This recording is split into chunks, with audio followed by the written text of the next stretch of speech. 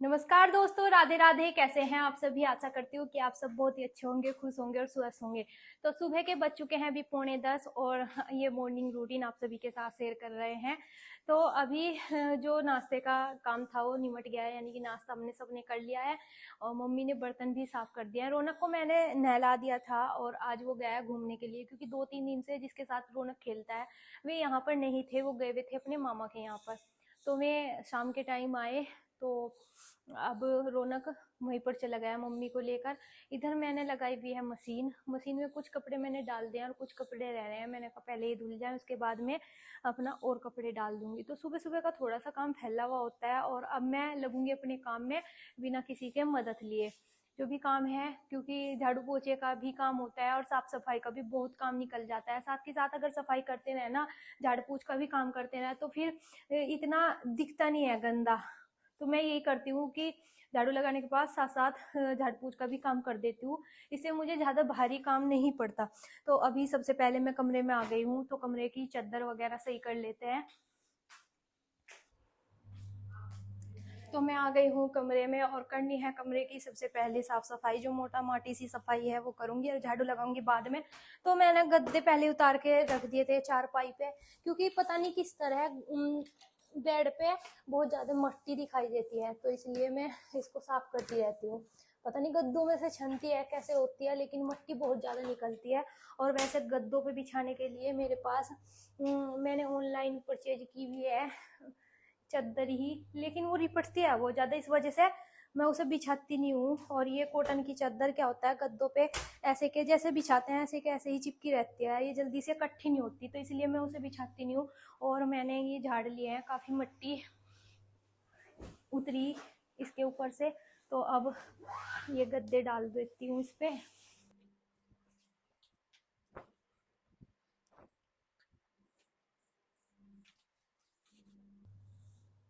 ये जो फोम के गद्दे होते हैं इनमें को बहुत ज़्यादा मिट्टी छनती है, बहुत ही ज़्यादा मिट्टी छनती है। और वही कारण है कि जो मेरे बेड के गद्दे हैं वो फोम के हैं और इसमें नीचे को बहुत ज़्यादा मिट्टी छनती है। हालांकि मिट्टी के पैर कोई लेकर तो नहीं आता, लेकिन पता नहीं धूल मिट्टी किस तरह आ जाती है। चाहे कितनी भी सफाई कर लो, लेकिन फिर भी धूल मिट्टी इकट्ठा हो जाती है, जम जाती है एक जगह।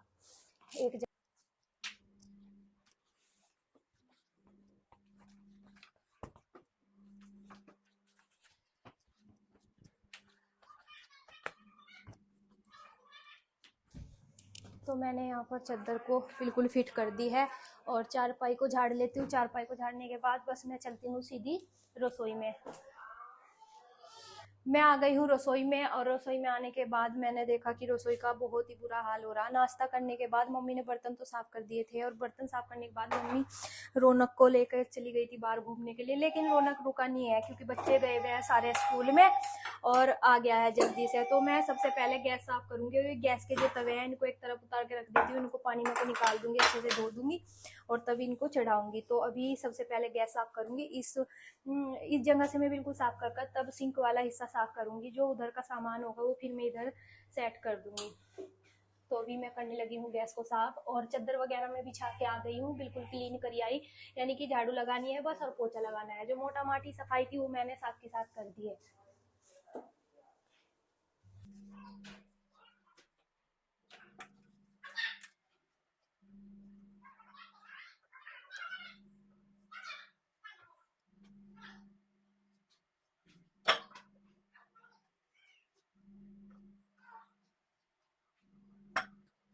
रसोई की सफाई कर रही थी और सफाई करते करते ये सीखा के बर्तन आए हुए थे, यानी मेरी जिठानी के बर्तन आए हुए थे और मैंने रौनक को दिए। मैंने कहा जाके अपनी माँ जी के बर्तन देखा, तो पहले रौनक दे के आया एक कटोरी और एक कटोरा, क्योंकि सारे बर्तन उस पर एक साथ नहीं चले। तो अब वो थाली लेके गया और दीदी को बाहर से आवाज दी थी कि दीदी गेट खोल दो, क्योंकि गेट बंद हो रहा था। वो जालियां तो देखिए उसने अपना काम कर दिया है। जो मैंने रौनक को काम दिया था बर्तन दीदी के यहाँ पर पहुंचाने का, वो काम उसने कर दिया है। हालांकि दो दो बर्तन दे के आया, एक बार 2 बर्तन दे के आया, एक बार थाली दे के आया। तो उसने अपनी जिम्मेदारी अच्छे से निभाई और अब ये पिएगा पानी। थक गया बेचारा बहुत ज्यादा। तो रौनक बर्तन दे के आ गया है और मैं भी अपना फिर से रसोई में आ गई हूँ। और जो ये डिब्बे रखे हुए हैं ऊपर के, इन पे मैं गीला सा कपड़ा मारने लगी हूँ, क्योंकि जैसे पराठे वगैरह बनाते हैं धुआं भी आता है और पता नहीं क्यों चिकनाहट सा चढ़ जाता है, तो इस वजह से मैं साथ के साथ इन पे गीला कपड़ा मार देती हूँ ताकि ये अच्छे से साफ हो जाए और इतने गंदे भी ना लगे। तो बस वही काम मैं अब करने लगी हूँ।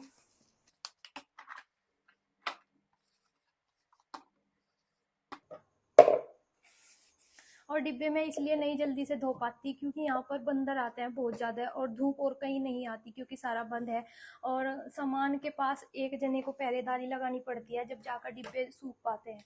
और मम्मी की भी अभी तबीयत ख़राब चल रही है तो इस वजह से मैं डब्बे नहीं धो पा रही और मैं बस साथ के साथ इनको गीले कपड़े से साफ़ कर देती हूँ तो ये अच्छे से साफ़ हो जाते हैं, ज़्यादा गंदे नज़र नहीं आते। तो सारे डिब्बों को मैंने गीले कपड़े से साफ़ कर दिया है और अब बारी आती है सिंक की साफ़ करने की। इधर से मैंने बिल्कुल क्लीन कर दिया है, अब मैं करूँगी सिंक साफ़। अब तो मैं कर रही थी रसोई की सफाई तो मैंने कर ही दी थी, बस मशीन में जो कपड़े डाले हुए थे वे धुल गए थे तो मैंने सोचा मैंने कहा चलो वो झाड़ू वगैरह बाद में लगाऊंगी और पहले कपड़े पानी में निकाल के ड्राई करने के लिए डाल देती हूँ मशीन में। और इधर जिसमें वो मशीन का पानी जाता है गंदा, उसमें उस गमले में बहुत सारे कागज पनपे हुए थे। ऐसे मत कर बेटा, गंदी बात, किधर जा। तो ये जो बम्बा है इसमें पानी जाता है मशीन का गंदा, इसमें बहुत सारे काकरोच पनपे हुए थे तो रौनक ने नहीं मार रहा था। अब बरसात का मौसम चला तो बरसात के मौसम में चाहे कितनी भी साफ सफाई कर लो, जैसे दाल वगैरह भी धूप में डालते हैं और या फिर जगह होती है बम्बे में पानी की जगह, इनमें बहुत जल्दी काकरोच कीड़े वगैरह पनप जाते हैं और मैं जल्दी हीट डालती रहती हूँ। और मैंने अभी जैसे ही हीट डाला तो देखा कि 3-4 काकरोच थे। काकरोच का नाम सुनते रौनक एकदम जा लिया। तो गिलास लेकर गया रौनक सी करके यहाँ पे, और उसे ठंडा पीना काफ़ी पसंद है, उसके डैडी भी ला के रखते रहते हैं। अब जैसा मौसम चेंज होती जा रही तो इस वजह से वो ला नहीं रहे और रखी भी है, मैं उसे दे नहीं रही क्योंकि गला खराब हो जाता है ऐसे मौसम में। तो अभी वो गिलास लेके गया, मम्मी ने कह दिया, मम्मी को परेशान कर रहा था, मम्मी को नींद आ रही थी, मम्मी के थोड़ी दिक्कत हो रही पैरों में, तो इस वजह से मम्मी ने उसे गिलास दे दिया कि जा सीखा के चला जा और ठंडा लेकर आ। तो हर अंकिता आई और ये नु कह रही कि गिलास में ही रख लूँ, मैंने कहा ठंडे के लिए आया है लेके गिलास और इसे ठंडा दे दे। तो अभी वो अंदर ही जा लिया और जाकर सीधा फ्रिज खुलवाएगा क्योंकि उसे पता है कि कहाँ पे कौन सी चीज़ रखी जाती है। तो रौनक को ठंडा तो नहीं मिला अपनी दीदी के यहाँ से, अंकिता ने उसे नींबू पानी दिया बना के तो वो पीने लग रहा। और इधर अंकिता भी आ गई थी तो मम्मी का मुच्छा आई हुई थी और मम्मी मुच्छा बनवाने लग रही क्योंकि बराबर में थोड़े थोड़े बाल से निकल जाते हैं तो वही मम्मी साफ करवाने लग रही। चेहरे पे बहुत ज्यादा गर्मी के कारण खुजली आ रही, मेरे भी आ रही, मैं तो मम्मी को कह रही थी लेकिन मेरे भी बहुत ज्यादा खुजली आ रही चेहरे पे।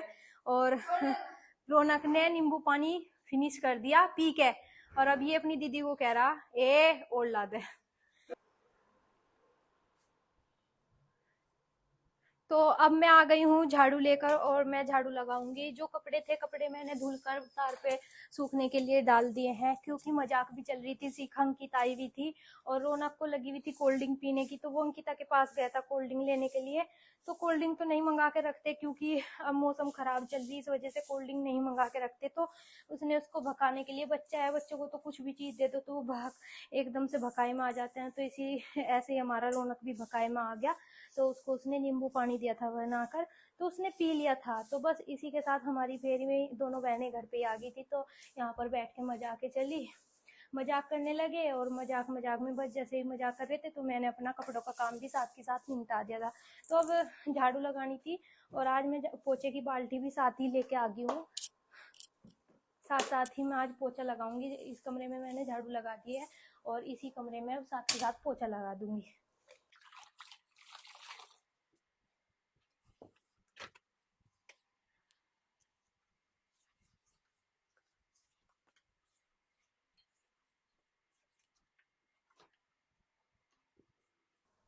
और थोड़ी थोड़ी देर के लिए पंखे खोल देती हूँ ताकि जल्दी से सूख जाए। लाइट आई भी है तो ऐसे ही बारी बारी से मैं तीनों कमरे में झाड़ू लगा।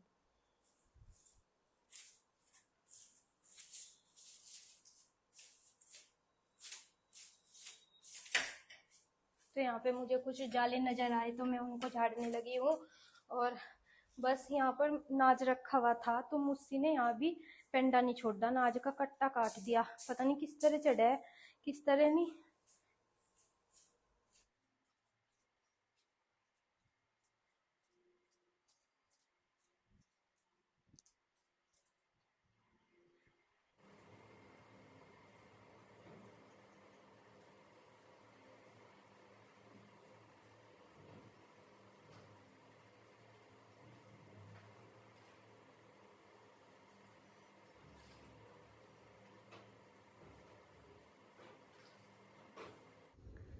तो 12 बज गए हैं, घर का मेरा सारा काम निमट गया है, झाड़ू पोछे का, बर्तन का, कपड़े लत्तों का, जो भी काम होता है वो सारा निमट गया है। लेकिन जैसे ही मैं झाड़ू पोछा कर रही थी और साथ साथ में झाड़ू पोछ का भी काम कर रही थी तो बीच में ही हो गया बहुत बड़ा नुकसान। तो नुकसान भी आपको बता देती हूँ कि किस चीज़ का हुआ है। आज सोचा था मैंने कहा झाड़ू लगाते ही साथ साथ पोछा भी लगा देना और जो झाड़ पोछ का काम है वो भी कर देना। तो मैंने आज ऐसे ही किया और झाड़ू लगाने के तुरंत बाद मैंने पोछा भी लगाया। तो मुझे काम थोड़ा आसान लगा है। लेकिन जैसे ही मैं झाड़ पोछ का काम कर रही थी तो मेरे हाथों में शीशा था और वो अचानक से रिपट के गिर गया। और ये शीशा मम्मी की शादी का है और ये मम्मी ने संभाल के रखा हुआ था, जो कि आज मेरे हाथों से गिर के टूट गया। तो इसके 2 पीस हो गए हैं, ये रखा है यहाँ पर। और ये शादी का शीशा है, यानी कि ड्रेसिंग टेबल था ये। और ड्रेसिंग टेबल की जो लकड़ी थी वो तो भीज गई थी, उसे तो जला ली थी चूल्हे में या फिर फेंक दी होगी वो तो मुझे पता नहीं, लेकिन ये रखा हुआ था। और ये चीज़ें भी बहुत काम आ जाती है, नहीं पता रहता कि कब कोई चीज़ हमारे काम आ जाए, तो इसलिए रखा हुआ था। तो आज इसका भी बहुत बड़ा नुकसान हो गया और मैं इसे पूछ रही थी तो अचानक से ही पता नहीं क्या हुआ, रिपट के हाथों में से छूट के और नीचे गिर गया। तो इसके 2 पीस हो गए हैं। तो अब इसको मैं एक तरफ रख के आऊँगी और नुकसान तो हो ही गया है। तो जी चलिए आज के लिए इतना ही, इस ब्लॉग का करते हैं यहीं पर एंड। ब्लॉग अच्छा लगा हो तो कमेंट करके जरूर बताना, चैनल पर नए हो तो चैनल को सब्सक्राइब कीजिए, वीडियो को लाइक और शेयर कीजिए। आप सभी को मिलती हूँ एक नए और ऐसे ही ब्लॉग के साथ। तब तक के लिए आप सभी को बाय बाय, राम राम, राधे राधे, खुश रहें, स्वस्थ रहें और हंसते रहें।